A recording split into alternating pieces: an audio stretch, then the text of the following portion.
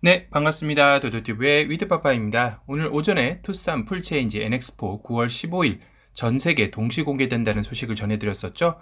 현대기아차에서 생각했던 것보다 서둘러서 출시를 앞당기고 있는 느낌마저 드는데요. 최근 국내 완성업자 판매량이 20% 이상 감소할 만큼 상당히 위기임에는 사실인 것 같습니다. 그도 그럴 것이 거리를 보면 정말 한산하다 못해 사람들마저 보이지 않는 요즘인데요. 자동차 업계도 한파를 피해갈 수 없었던 것 같습니다. 현대기아차는 이를 타개하기 위한 전략으로 신차 출시를 대거하는 노선을 선택한 것 같은데요.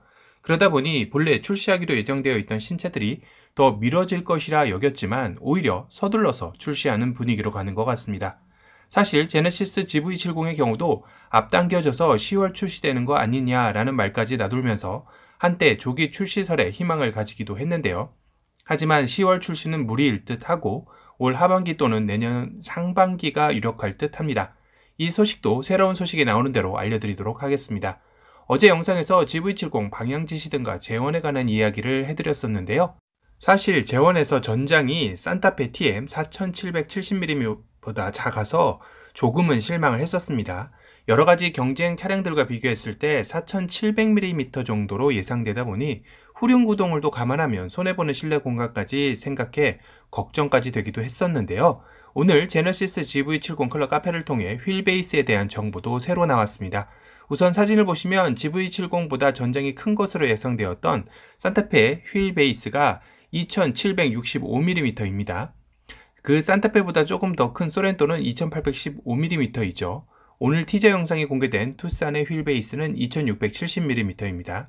수입 경쟁 차종으로 BMW X3의 휠 베이스는 2864mm로 앞에 언급된 차량들보다는 휠 베이스가 깁니다.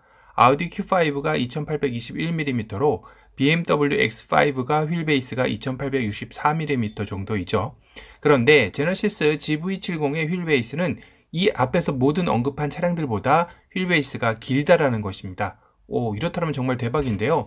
휠 베이스는 분명 실내 공간을 좌우하는 가장 큰 척도라고 보시면 될 텐데요. 그 휠 베이스가 이 모든 차량들보다 길다니 분명 생각했던 것보다 더 넓은 2열 공간이 나올 것 같다라는 생각이 드네요. 이 시점에서 이전 영상에서 2열 실내 공간이 다시 보고 싶어져서 다시 한번 살펴봤는데요. 어떠신가요? 휠 베이스의 소식을 접하기 전에 봤을 때도 생각보다는 넓은데 라는 생각을 했었는데 오늘 나온 정보를 보고 휠 베이스를 생각하고 다시 한번 느껴보니 더 넓게 느껴진다라는 생각까지 드네요. 감이 잘 안 오신다고요? 그래서 바로 형님인 제네시스 GV80의 2열 레그룸 사진과 비교한 영상에 캡처한 사진인데요. 거의 비슷해 보인다고 해도 무방할 정도로 2열 공간이 넉넉해 보입니다. 제네시스 GV80 역시 겉 외관 사이즈를 보고 팰리세이드 정도로 생각해서 그렇지 2열 레그룸이 넉넉하지 않은 것은 아니었기에 GV70이 이런 2열 실내 공간만 만들어낸다면 패밀리카로도 전혀 손색이 없을 것 같다는 생각이 드네요. 그래서 아마도 많은 분들이 GV80은 생각보다 커서 좀 부담스럽고 산타페 크기이지만 고급 럭셔리 SUV를 원하고 계셨을 겁니다. 그 니즈가 맞춰지는 꼭지점이 바로 제네시스 GV70일 텐데 하지만 이렇게 기대도 되었었지만 한 가지 우려했던 것이 바로 후륜 기반에서 사이즈만 투싼만 하다라는 얘기 이런 얘기들로 인해서 2열 레그룸 공간에서 걱정을 많이 했었습니다. 이 걱정은 오늘 휠 베이스 사이즈가 어느 정도 윤곽이 나오면서 일단 안심은 되네요. 하지만 또 하나 걱정거리가 생기긴 했죠. 바로 그건 2열 레그룸이 아닌 헤드룸이 사실 또 걱정이 되긴 합니다. 얼마 전 유출되었던 GV70의 스티커 위장막 사진의 측면을 보면 확실히 쿠페형과 비슷하게 루프 라인이 테일게이트 쪽으로 가면서 급격하게 낮아지는 모양새이죠. 아무래도 이러다 보면 2열 탑승객이 성인 남성이라면 조금 불편감이 있을 정도의 헤드룸이 나올 것 같기 때문인 것인데요.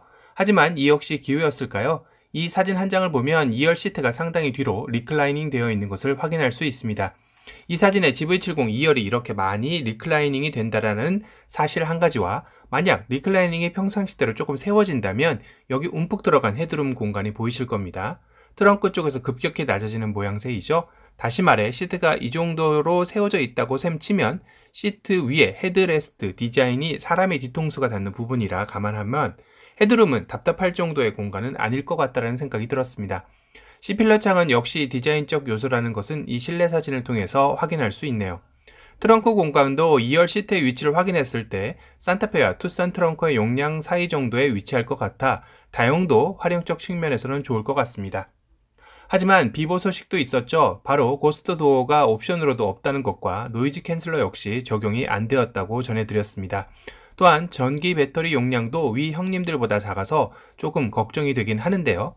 그리고 또한 차체에서 뼈대 역할을 하는 크로스 멤버에 대한 부분도 조금 아쉬웠습니다. 크로스 멤버란 언더보디 등에 쓰이는 뼈 모양의 것으로 강도와 강성을 높여줍니다. 앞뒤 좌우 방향의 뒤틀림과 구부러짐을 막기 위해서 차체에 사용되기도 하는데요.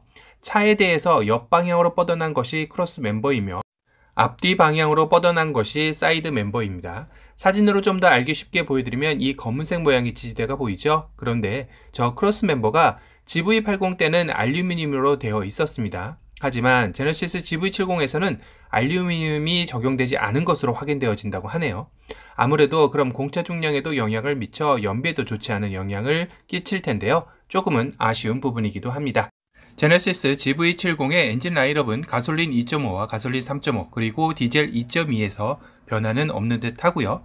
다만 제너시스에도 이번 투싼 풀체인지처럼 하이브리드나 플러그인 하이브리드도 초기 출시되었으면 하는데요. 아마도 쉽지는 않을 듯 보입니다. 그리고 2021년까지 제너시스에서 럭셔리 SUV 3대를 만들겠다라는 포부도 밝혀졌었는데요. 나머지 한 대가 GV90일지 아님 아예 전혀 다른 전기차 등일지는 아직 미지수입니다. 이 소식도 나오는 대로 알려드리도록 하겠습니다.